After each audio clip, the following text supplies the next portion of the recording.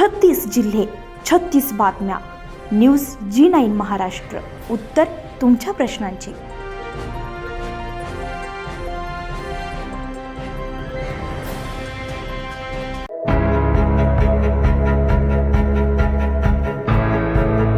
सिल्लोड तालुक्यातील शिवणा येथे दत्त जयंती निमित्त देशपांडे वाड्यातील दत्त मंदिरामध्ये 3 दिवसीय दत्त पारायण सोहळा आणि गुरुदेव दत्त जयंती उत्सव मोठ्या भक्तिभावानं पार पडलाय.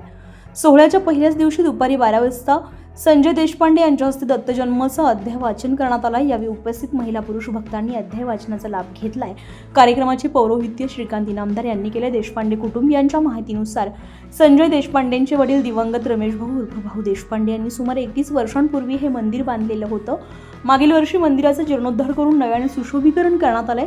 दत्तजन्म सोहळ्यादरम्यान सुचिता देशपांडे, रेणुका भावसार, उज्ज्वला भावसार, माया गुप्ता, प्राजक्ता जोशी, संगीता कुलकर्णी आणि शुभांगी चितळे यांच्या हस्ते पाळणा ओढून दत्तजन्म उत्सव पार पडलाय. दुसऱ्या दिवशी भक्तांसाठी महाआरती आणि महाप्रसाद आयोजित करण्यात आलेला होता. कार्यक्रमाच्या यशस्वीतेसाठी गजानन भावसार, कुंदन गुप्ता, तेजस देशपांडे, विजय भावसार, किरण चितळे, शेखर सोनवणे तसेच इतर अनेक भक्तांनी विशेष परिश्रम घेतलाय.